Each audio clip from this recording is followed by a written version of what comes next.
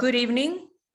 Warm welcome to everyone who is able to join us today, members of the INSEAD alumni community in France, members of the International Directors Network community, and friends. A few words before we go into our session today about the IDN Governance Club France. We are an alumni association sponsored club, and our goal is to promote best corporate governance practices and exchange of knowledge and know-how amongst peers, both within France and with members of the extended IDP community abroad. My name is Marina Niforos. For those who have not been in any of our prior events, I'm club president and ambassador for the IDN network in France. I'm an alumni MBA 99 and IDP 2018.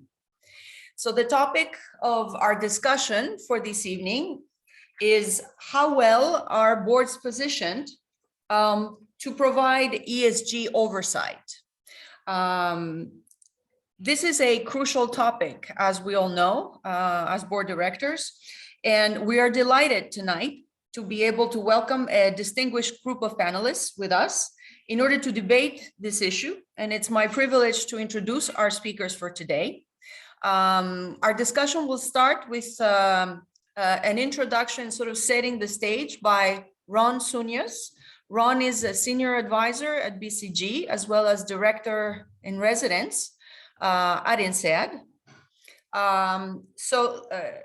Ron will do a brief presentation to present some of the key insights from this first inaugural report, the issue of product of the collaboration between BCG and the INSEAD Corporate Governance Center that has done a survey across different regions and with participation of many board directors on what are the current practices as well as the challenges that board directors face in mainstreaming ESG topics, and perhaps provide some guidance on moving forward.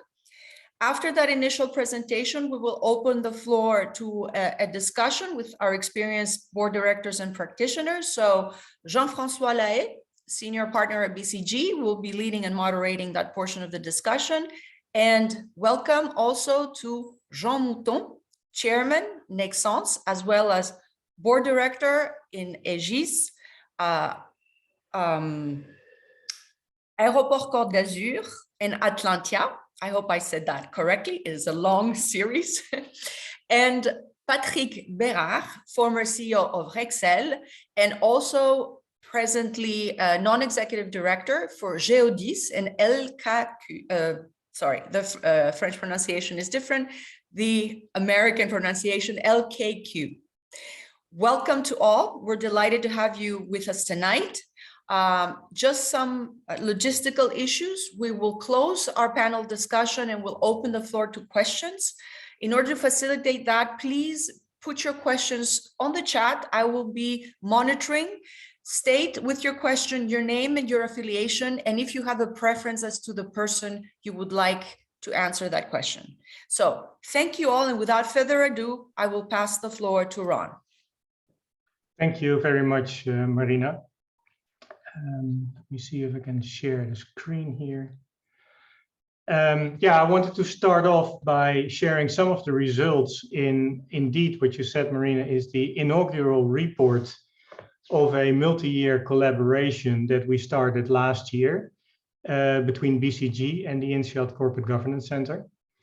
Through this partnership, we actually seek to understand how the role of boards is changing when it comes to ESG.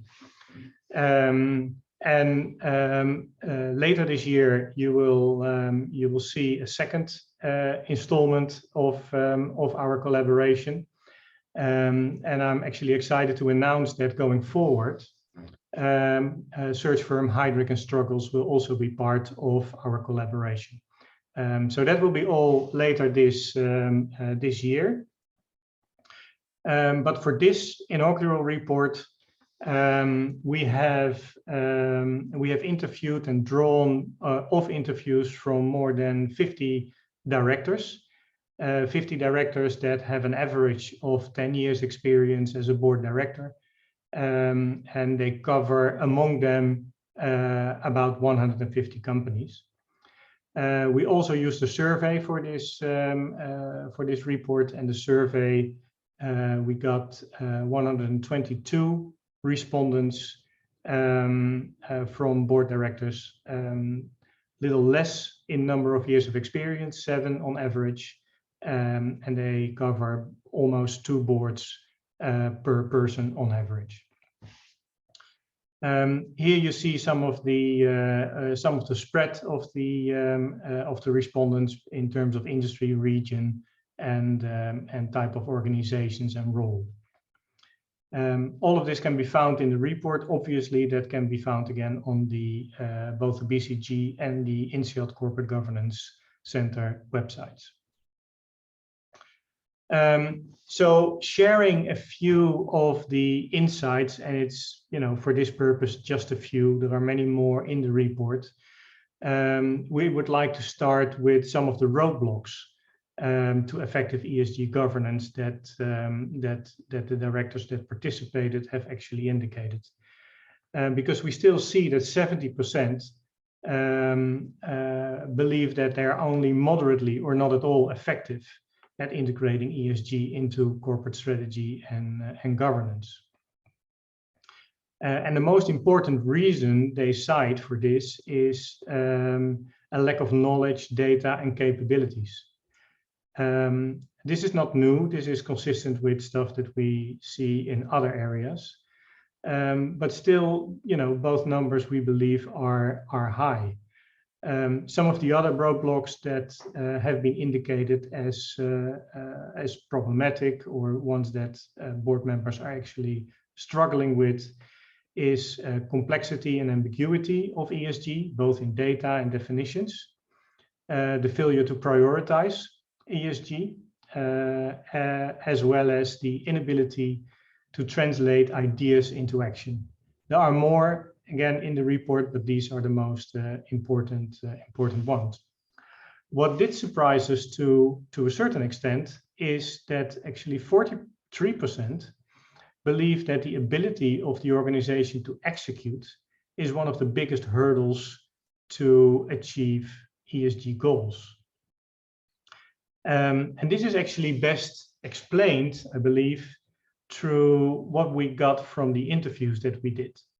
And that is, I'd like to explain it as the why, what, and the how. So the why discussion with boards is not completely, but almost over. The discussions with board about why ESG is important and why it is important for board members to engage on these topics, we hardly ever have anymore. Most of the discussions today are about the what. So boards and companies understand that it's important, but now what is it that we're going to do? What are we going to do in terms of climate pledges? What are we going to do in terms of, percentage of women in top positions? That's what most of the discussions are about. The front runners we see are actually starting to talk about the how. So they have made decisions and they have made pledges, they have defined what they want to do, but now they start to understand and talk about the how, and that it is not actually that easy to implement all these pledges. One of the things that explain that quite nicely, and that is the focus we have in this inaugural report on integrating net zero commitments, is actually explaining that quite nicely. So 42% of the board members participating reported that their companies that they serve have actually made a net zero pledge. But then only half of these companies that made a net zero pledge, or even almost half of these companies, have actually published a plan on how to reach that target. And even less of these companies have actually integrated these targets into and published how that is integrated into the financial statements and how this is accounting, what this means in terms of the accounting terms. So, even though this reflects, we believe, a big portion of the fact that, you know, companies are still working on it. More have done a pledge than have actually fully integrated it into published financial statements.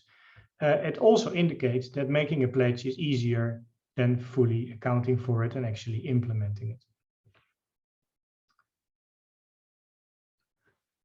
Then if we look at more specifically on the board agenda and board commitment, we see that actually most of the board members believe they should spend less time on the things that I would call sustainability hygiene and sustainability controls and practices. So with hygiene, I really mean the basics of ESG, materiality, data, reporting, stakeholder engagement, things like that. And with sustainability controls and practices, I mean the oversight of how a company is adopting ESG controls. And they actually believe they should spend much more time on the more fundamental questions. So how is the world changing?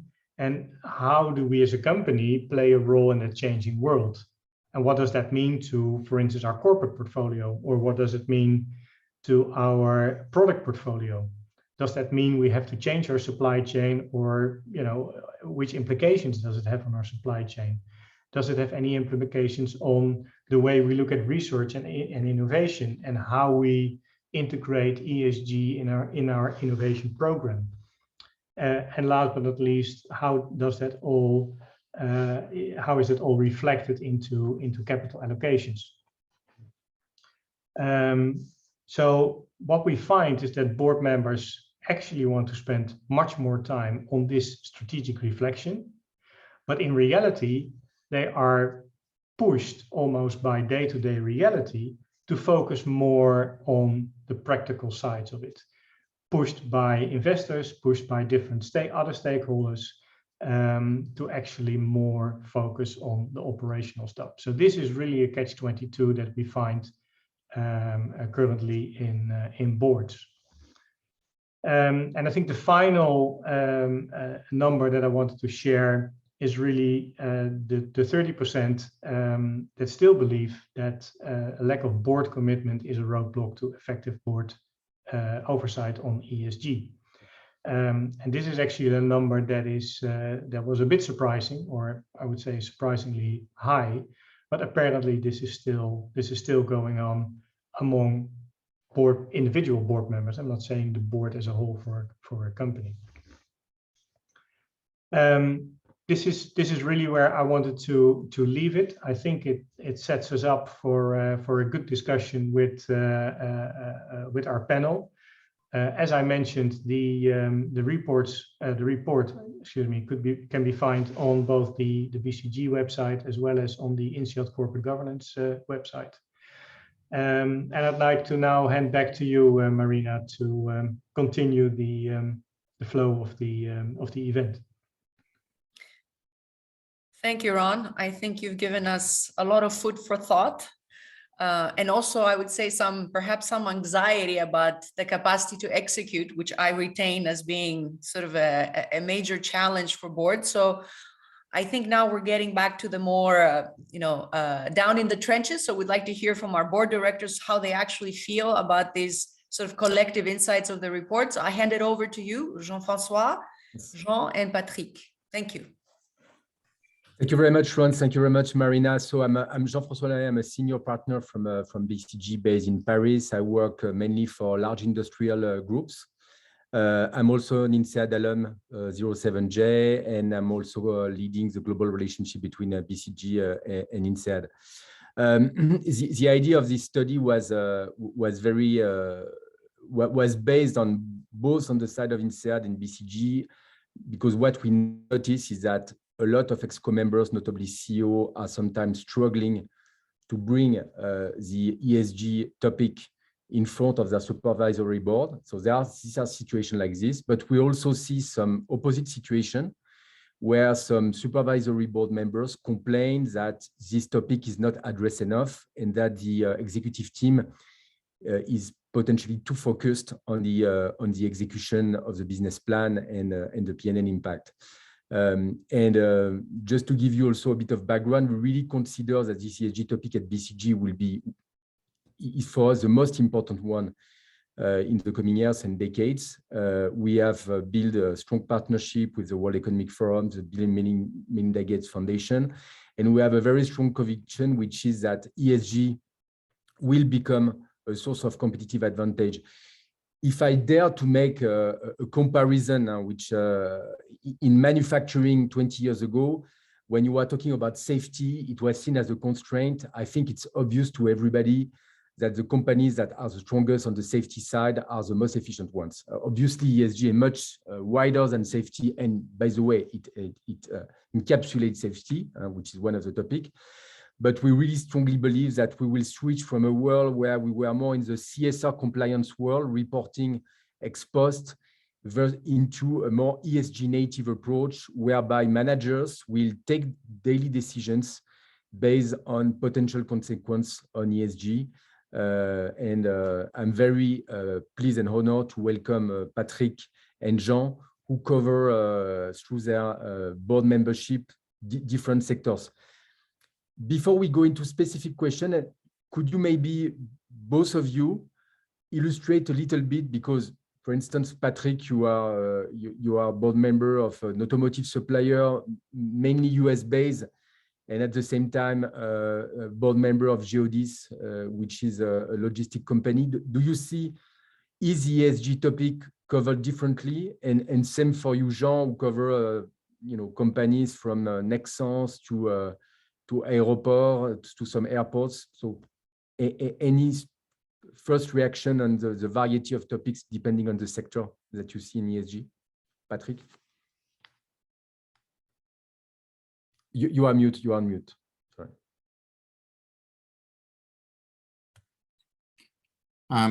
The two companies you have mentioned have a different sensitivity to the matter. It has to do North American-driven company. Probably it's a automotive spare parts, replacement, and they live in a world of, let's say, making the car running and reducing the time a car would wait until you get the spare parts to make it go, and it took long. Now, the recent boards this year, each of the board we had to discuss a little bit of ESG, and the easiest was the S part. However, it's sensitive in the US. And when we touched on gender, they were more on inclusion. And there was a big debate between the members. But at least we touched on it because, socially speaking, after last year, George Floyd and everything, this matter of let's say, inclusion was very sensitive. Whereby, for example, in France, it's more gender. And then global so far, that's what I've noticed. On the E side, both companies are thinking of, and I cannot name because it has to go through the boards, the official one, but the HR committees are being now deciding that on the LTI 3 years, there will be an ESG measurement as part of the LTI performance. It's very new. And I had to push a lot as a board member, other board members. Allow me to say, it was more a discussion between board members. It was not between the CEO and the board. It was not the board and the CEO. There was a few board members quite sensitive to it, and others trying to diminish or delay, or just to go for, let's comply with the minimum rules. But education comes fast, and in Europe it was pretty easy, and therefore I was happy to see that happening. But my view is that board members, not yet all board members, see that as a strategic, structural dimension of their responsibility. It's coming up, but it's very recent. It's probably this year more than ever before. Second, you speak about, Jean-François, about competitive advantage, and they think it's cost first. And I have good examples why it does not cost first, or sometimes it costs, but there is minimum cost for huge benefit. And the third one is if at the beginning it's voluntary, very soon it becomes managed by, could be authorities. Others will put the standards for you. Taxonomy will come in the game, and a few others. Could be Brussels, it could be Paris, it could be their government, it could be a region in the US. The car industry in the US, it's ruled both centrally but also by state. And but one way or the other, it comes to you. Better to anticipate, because then you have no choice. It comes to you. Therefore, the debate between the CEO, which I have been, and the board, or a board and a COMEX, for example, on these matters, is first to define what do they want to achieve so that they keep the pace and the content in their hands. We'll come back to that, Patrick, for your role as a CEO. Maybe Jean, you cover very different sectors, from industrial to construction to airport. Do you see differences of sensitivity towards ESG topic, sector by sector?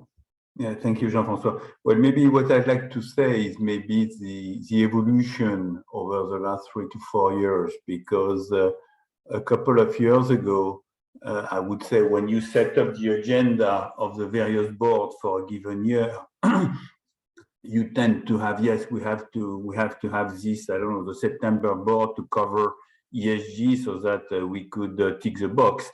Whereas now it is something much more embedded into the agenda and the yearly agenda of the companies I'm involved with. And as Patrick said, I mean, clearly this is something that you would find, we can go back to that, but on compensation issue, and also on, I would say, contract, you want to bid for, or contract you don't want to bid for, and I think today it is clear that it has also a strong impact also on the workforce. And given the difficulty to recruit people in many companies, it is clear that if you can also tell your employee and your future employees that you took specific decisions and difficult decisions, such as, I don't know, I've been preparing a bid for the last 2 to 3 years, and then now today, all together, we recognize that this project is not a project which is aligned with what we would like to do over the next 5 years. Then we decide to stop the project, even though we spent already many hours. And I think it's interesting, because then it is really recognized by the employees as I would say, a very positive move forward, and also for future employees.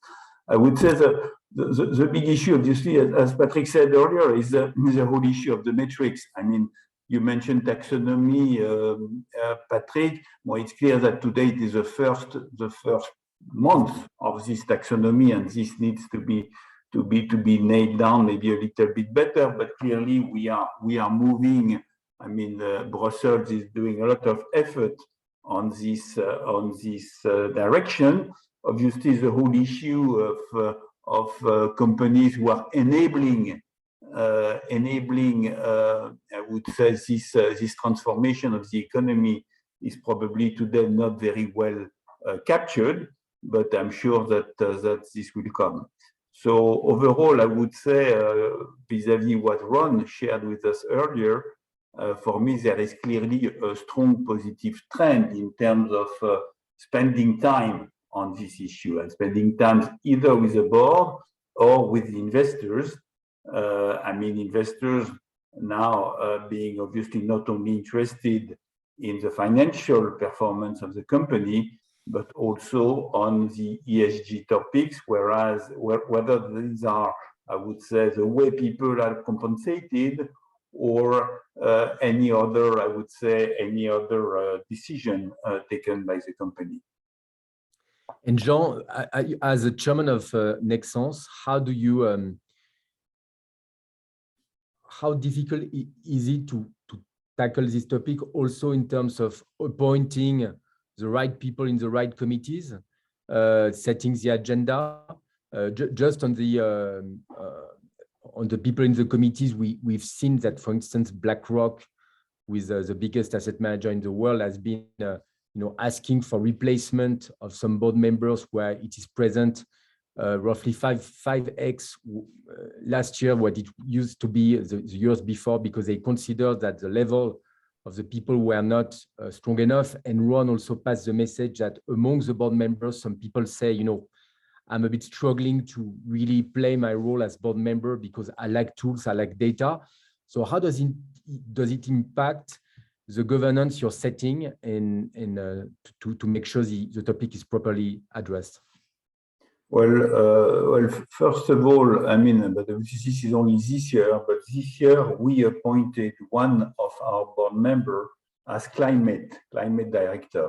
And we appoint somebody extremely well prepared who has been on the board for already 4 years, a former CEO of an important company, and somebody in the past who was CFO. So somebody, I would say, very much into the numbers and the KPI or whatever, so that the company is then delivering. And this person is, I would say, some kind of an, I would say, a liaison between the COMEX and the board, so that we are moving forward with the right pace.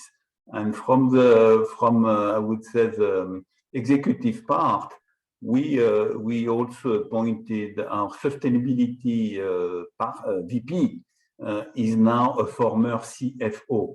And he was a CFO of a very large region in our company. And we thought here again that it was important to have somebody really very much into delivering numbers, checking numbers, rather than having only, if I may say, something interested in the topics. And clearly today, it is something very much embedded into the way we are addressing and we are assessing the performance of the company. Maybe so, Patrick, you are a board member, but until recently you were the CEO of Rexel, a 13 billion euro B2B distributor from 2016 to 2022, and you have been a GM for, let's say, 20 years, serving with very various type of shareholders, from private equities to activist funds to typical global asset manager in taking share of the float. How have you seen the ESG topic evolving along the years, and what kind of discussion have surfaced, and how easy or difficult was it for you to address these topics with various types of board members and shareholders? Very interesting, because in many changes, whether it was going to PE or being acquired by PE, or then being brought to the stock exchange and then taken out for some reason and then being brought back, and every of these changes, there was very little on the matter. In all the presentations, there could have been one or two things, but it was compliance with some rules that were generic to the industry and you had no choice to. It was never an element until just before the COVID. It was never an element that was really part of a strong story. Things changed with the COVID, and maybe a little bit before in the gender, in the balance between male and female proportion, and some board member. The fact that more women were asked to be in the board member, they were also becoming the advocate that it should go below and not just at the board. But the rest on environmental, the rest on the governance, because ESG is this three pillar. This is governance that Jean just referred to. It's very new. 5, 6, 7 years ago, it was none. And by the way, people had some good feelings. Let's do something on the social. Okay. Therefore, let's open up the foundation, and the foundation will take care of it. Things of that kind. I mean, allow me to say, it was nothing of what we see today. It was not a structural way, and it was a nice way. It was a gentle way, but that was it. And this has changed radically. New generation, but also not just new. The one who believe it's generation, no. There is ESG is an element. What do you know in ENS? When I was the CEO of Rexel, for example, with my financial director, we decided to convert bond, financial bond, into ESG related bond. And the question when it came to the board was not if at the end we missed the target, especially on E, then the next time the bond we would have a higher financial cost. It's not that which was critical. This is a reputational risk for the company and for the board. And then it's a commitment that we took collectively with the board that going for financially a bond that would be the only measurement was where are you going to be in 3 or 5 years at the end. And that was the first time that when we did that, that was quite serious. And the same then come down. You know, I come from a world where there was something magic at one time. Mercury is something that had to be eliminated, and every traditional lighting had mercury content. That's how LED came through technology. This has transformed. The number 3 product family became cheap, low volume, deflationary for many years, rather than, and every LED lasts 40,000 hours where traditional lamps were 1,500 hours. Can you imagine a collapse of the number 3 product family? And you know what? PE, going to the stock exchange, it was never the question because they didn't want it to hear about that. But we had to make value out of something different, the clean and all the benefits. The same happens today in the boiling. The same happens today in the heating. The same happens, and we had to sell around a lighting systems, to invent more efficiency and kind of stuff. Otherwise, you know, the E of ESG become you suffer from, or you manage it to a value. And I've learned this a lot. Therefore, anticipation is all. Commitment, collective commitment, and board should be told very early. I remember never telling my board, by the way, lighting will collapse. No, lighting will change. It will be a different mix. And in the strategic planning, I didn't have all the view how much it could be. And I think it's a lesson to be learned that between boards and the COMEX, that should be here. Where is the industry going? Because E modify structurally, and I see today in the car industry with the spare parts of LKQ, you know, for next 10 years, it's going to have to be good. Then it might be a big sharp drop if electric cars come really to what has been announced. And what's going to come to replace? Think now. This is a dimension that will restructure complete industries. And as I said, from including the financing of it, the bond is a good example.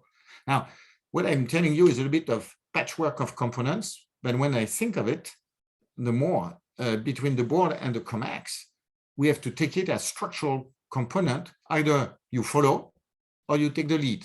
Either you will be just me too, or you differentiate.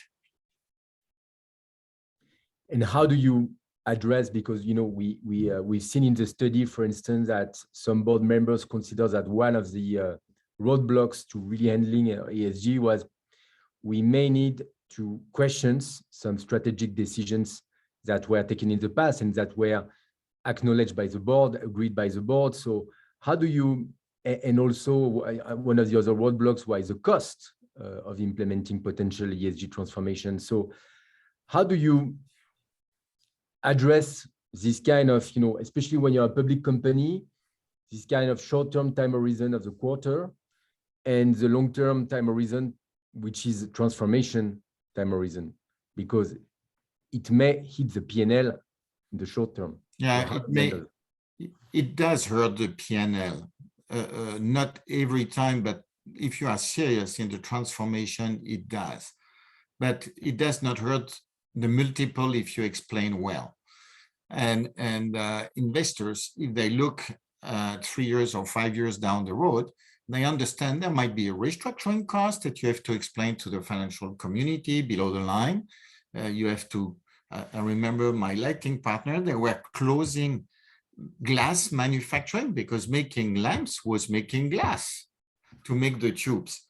And there are many of them closed these factories. I mean, you have to anticipate, and you have restructuring costs and social costs to it sometimes. And but it's all about the multiple you get at the end. And by being the first, by mastering, by making value out of it, it might be less good for the P&L, but it has to be well sold as an element of the long term, and the long term means the multiple. Jean, this any reaction on your side on? I mean, it is clear that the bet is to say that you give up P&L today for a higher multiple later on, and I think today it is perfectly understood by investors. Whereas I would say a couple of years ago, I mean, obviously, once you give some guidance, obviously this is an issue if you don't meet the guidance. And if you, but I would say that now this issue of giving up EBITDA for a higher multiple later on, I think is something which is much more accepted. Now, what I'd like to just piggyback on what Patrick said also on financing, and in financing and the green bond. And the green bond in our company, we applied for green bond for the European Investment Bank, and we got 200 million from them, and it was a very long process, I must say, because I mean, and rightly so. I mean, they were demanding in checking, and because, you know, at the end of the day, you have to prepare a long list of investments, and they will tell you this one is eligible, this one is not eligible, and at the end of the day, how much they are ready to put into it to support your capex. And but I would say that for all the company, it was something extremely useful, and also contribute to the education of what is important moving forward. The other point I'd like to make is also on compensation, and on compensation, when you have the discussion, obviously now with investors, I mean, as you know, in the past, you had on one side the discussion on the financial performance, and then the discussion on ESG. And ESG, not so long ago, was mostly a discussion on the G more than E and S. And people, I mean, investors were asking how the board is run, and I would say the decisions, the executive session, the independence of the board, all these kind of matters. Whereas now we spend much more time also to explain the E and the S, and how I would say the whole company is behind this objective. And you know, now for the CEO, it's now 40% of his compensation is linked to ESG topics, and something very specific, because I think it's important not to have something which is too washy-washy, but to have something extremely specific, so that also the investors are understanding that you are not, you are specific with them, and you have very specific objective in terms of, I don't know, reduction of this, reduction of that, so that at the end of the day, they are also in a position to assess if you are really moving forward, or if this is just greenwashing. Maybe just a last question, and then I see that we have a few questions raised by the audience. Thank you very much for these questions.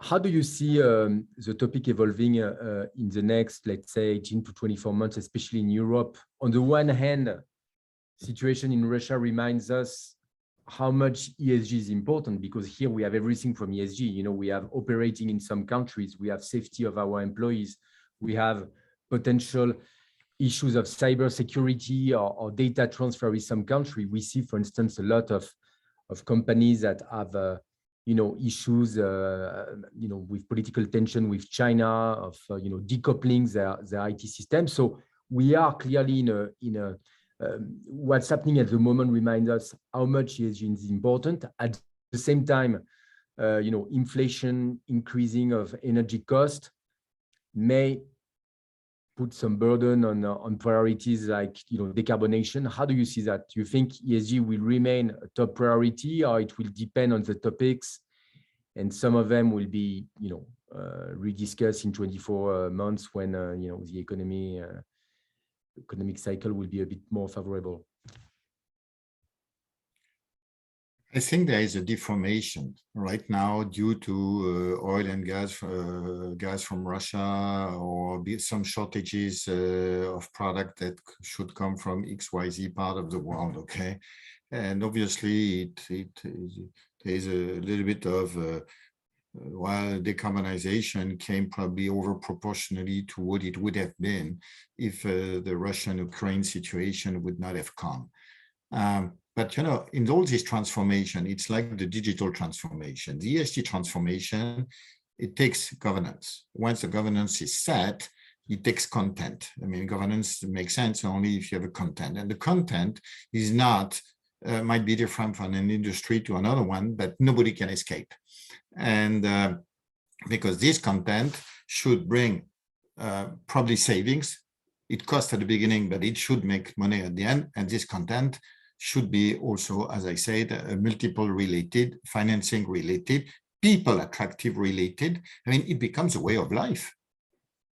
It is not a matter of choice. The mix of where you start from and the sensitivity depend on the industry and the people, but it's a way of life. And otherwise, you cannot attract people. Otherwise, you will not get the best deal. How many of the recent deals I'm seeing in all the businesses where I'm touching upon, you have to comply with, because your supplier will ask you, how good are you on this? Your customers say, could you secure that you are exactly this and this and that? It's like the circular economy. It's like this is all natives of the ESG management, which have different forms and formats, but it's a way of life. It's a way of running the business. And therefore, I think point of no return are being crossed every day by different businesses and different groups. I will tell you one thing. In 3 years' time, we should not even have this discussion here on the alumni, because it should just be a normal thing. And we should be there. And I have seen there is a question about people, how to convince the people who do not believe. Well, either you're obsolete, or you're just doing the right thing. And as a CEO, you have no choice. And as a board member too. And it doesn't mean you have to be fancy. It doesn't mean you have to polish, to look good. You have to be able to say, here we are, here we have done. There is a return on assets. There is a return on capital employed in the ESG dimension. If we go back to conventional financing, and there is a return on people, on skills, if you can attract. And therefore, ESG is an element of life for me. And I will be frank, yeah, I would not have said that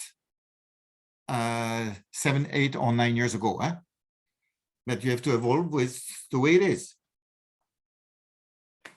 Jean? Just a point.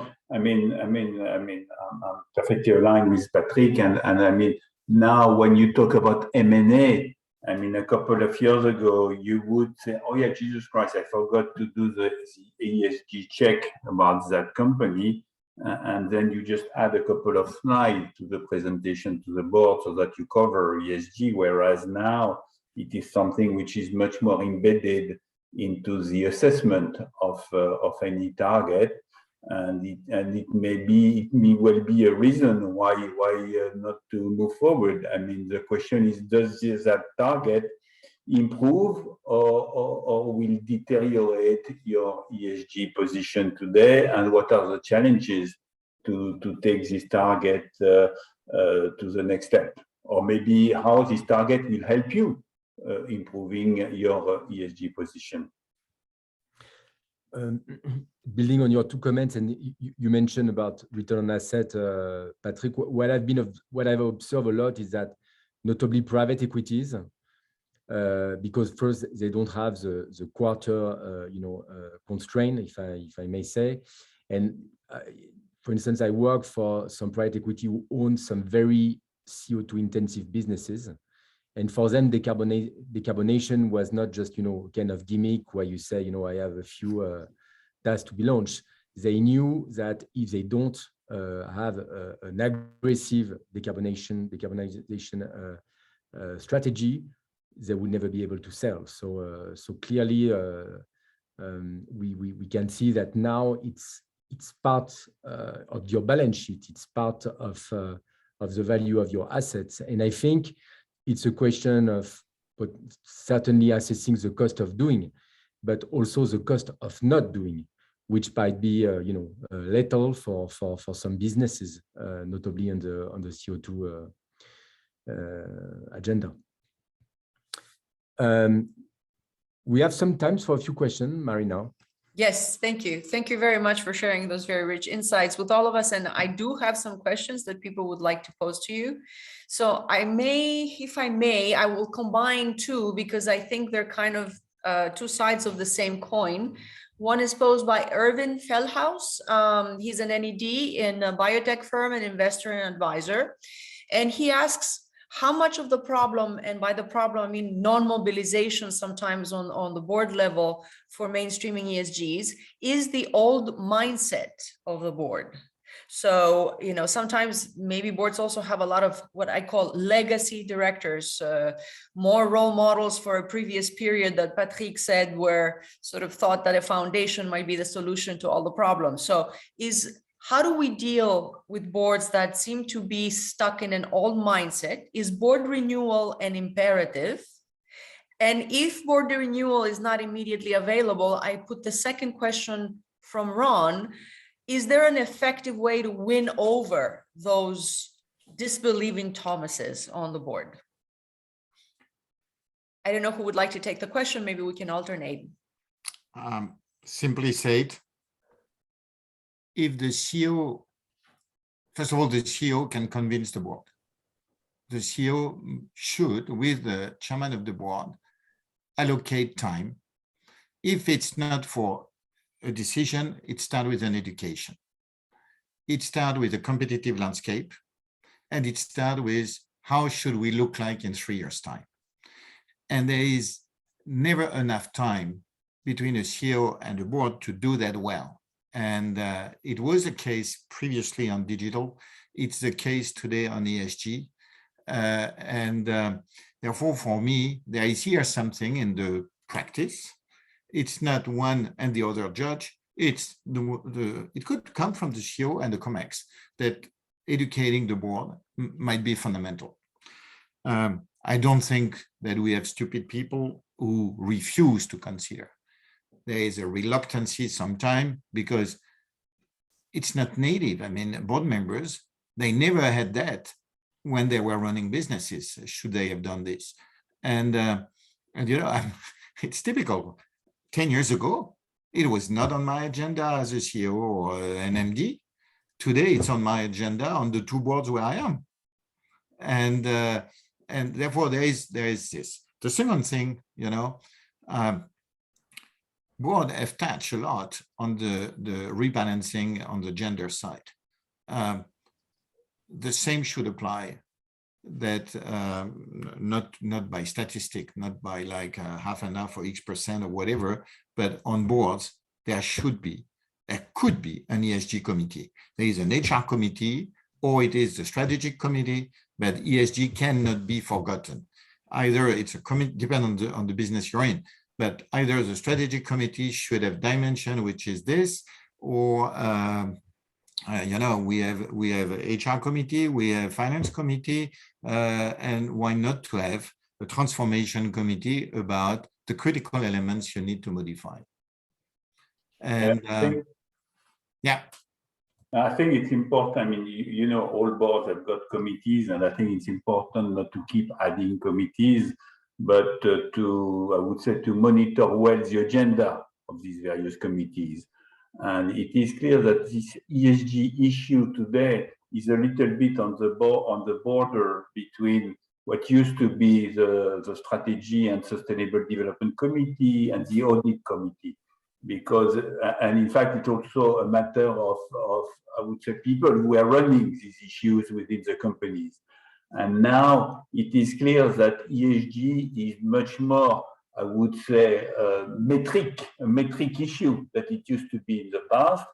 I think the story of having some legacy board, it is true, but it is also true that given the size of the board and also the number of representative of the employees on the board. And, you know, in France, we typically have 3 people out of 12, 13 from the employee. And I would say that these people are also very strong contributors because they know, they feel the pressure from the employees and the future employees that the company, I would say, move forward and be, I would say, a reference on these matters. So, I mean, myself, I must say, I'm maybe too optimistic, but I do think that the companies are, I would say, more and more embracing the issue and I would say moving to the right direction. You could always argue that it should be faster, but I think it's important to do the right things and to do that so that you keep building and not also destroying the company, even though you may have to admit at some point that maybe some businesses, you don't want to stay in these businesses. Thank you. Ron, I think you wanted to comment as well. Yes, thank you, Maria. I wanted to comment on the earlier question about mindset, because I get that question a lot. I get a lot of questions about what sort of knowledge do we need in the board to address ESG. And in the end, I don't think it is as much about knowledge as it is about mindset. Because, you know, getting somebody who know, I mean, you can't find anyone that knows everything about ESG, you know, in the details of E, in the details of S, in the details of G. So adding one specific person to a board and hoping or assuming that he or she would cover all is you know, I don't think is going to happen. What is much more important is this notion of mindset. I mean, do we understand what is meant by this? And if we understand what is meant by this, we can find, you know, the specific knowledge from outside advisors. And if you want to get your outside advisors closer connected to the company, you could think about you know, an advisory committee. There are all sorts of ways of doing it without actually adding these people to the board. And I think another thing that we've noticed is that you know, there is this sort of catch-22, because people that know enough about ESG are typically not considered to be, you know, experienced enough to be a non-executive board member. And vice versa, people that are experienced enough to be considered a non-executive board member typically do not know a whole lot of detail about ESG. So that's a catch-22 as well. These things I wanted to add. Maybe just reacting to your point on mindset. I don't know if it's mindset, but what we see in at some clients is that there is a willingness from the board members and the exco to try to interact differently, and not necessarily only, you know, asking the CEO and the CFO to report, but also to have some brainstorming session or open session where, for instance, wargaming exercise happen. You know, if I take examples in some industries that may need to go through massive decarbonization, the question becomes all the time, yeah, but what if I'm the only idiot who leads the decarbonation and not the other? And when you start running this kind of wargaming exercise, you see wider and you see longer, because you realize that it's not that much of question of will you be the first mover, the last mover, or whatever, but you will really have to think about the industry 10 years from now. You will have to look at economics a bit in a different way. If I take the example of, cement, if you increase the cost of cement by 80%, you only increase the cost of a house by 3%. So maybe at some point, end users might be interested to have a greenhouse and pay 3% more. And we see a lot of this kind of wargaming exercise, simulation exercise, using data also a lot to try just to think of the unthinkable and to see it through a different lens. I don't know if this is something, Patrick and Jean, that you have seen yourself in your board, but I think there is a lot that can be reinvented in the dialogue between the ExCo members and the board members.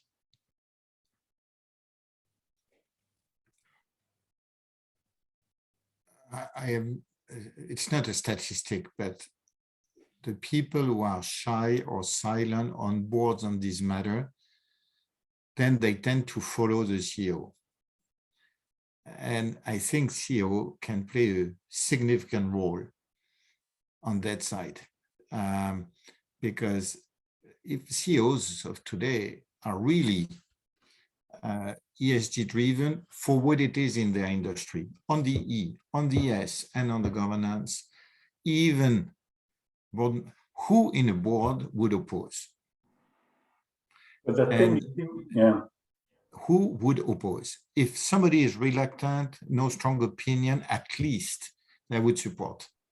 Silently or positively, might not be. Sometimes some people would say, and what about if, why don't you do more of this or that? These are the advanced board members. The silent part of the board very often support the CEO. Therefore, the role of the CEO on this, and this is why it is the dimension of articulation, how the CEO and the board works together or enrich each other on what is good for this industry to be on the forefront without making stupid things. It's not to say everything should go away tomorrow because it would be good for the planet. It's not the issue. But what are the steps? What are the content? And CEO in that has a very significant role to play here, my view. I think, and myself, I do encourage board members. I mean, I keep telling people that the board is not only the board sessions. The board is also the result of all the one-to-one interactions of specific board members with specific executives. And I always do encourage people to either go to the plant, to the client, to the commercial people, to the ESG people, so that at the end of the day, when we get together, it's not just people discussing about, well, today we have to talk about ESG. I mean, we have people very well prepared about these specific issues and having spent time on these specific issues. And I do think that this contributes also to the education of the board members. So it's clear that for the board members, this means going a little bit out of the comfort zone of just meeting with the other board members every month or so. This means also, I would say, just exchanging with executive people, either from the company or also from other stakeholders linked to the company.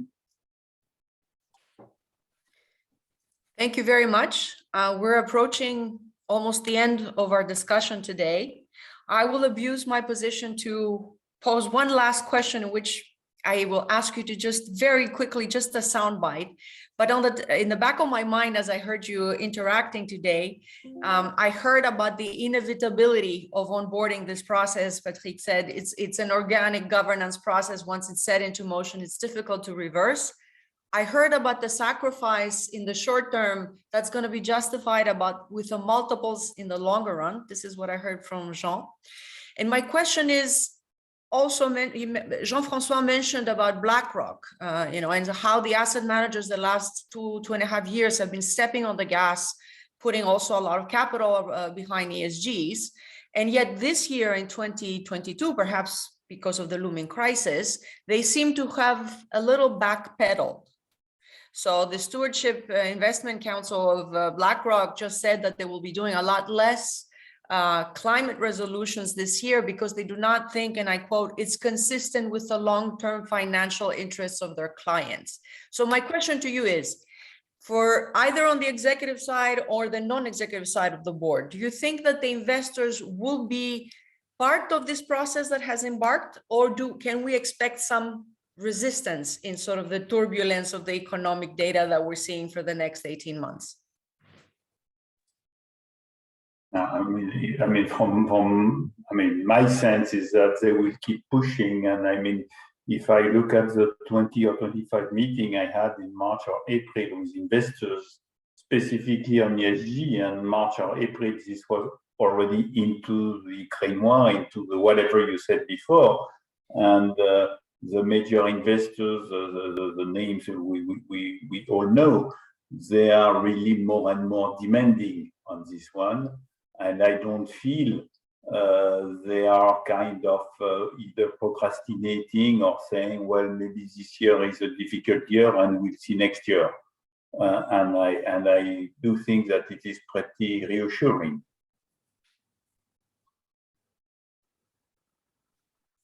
Great. So I will perhaps leave it at that, unless Patrick, you'd like to comment, or Jean-François. So it's incumbent to me then just to thank you on behalf of our community of members and personally for being here with us today, sharing your experience, your insights, and we hope to be able to welcome you again in the future. Thank you very much, Marina. Thank you. Thank you, Marina. Thank you. And thank you all who have been with us. We can't see you, but thank you for being with us. Thanks very much. Bye-bye. Bye-bye.